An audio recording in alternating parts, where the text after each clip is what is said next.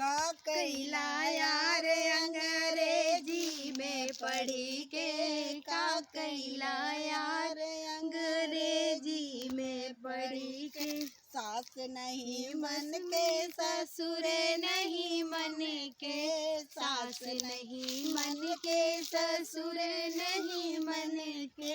तू राजा मन के सूरतिया ना मन के, तू राजा मन के सूरतिया ना मन के।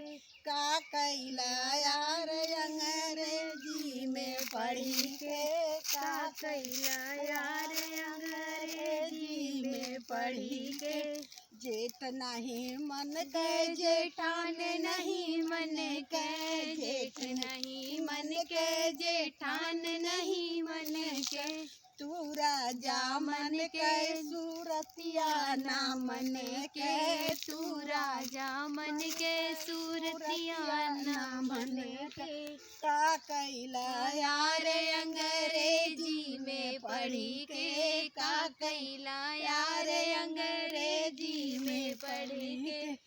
देवर ना मन के ननदिया ना मन के, देवर ना मन के ननदिया ना मन के।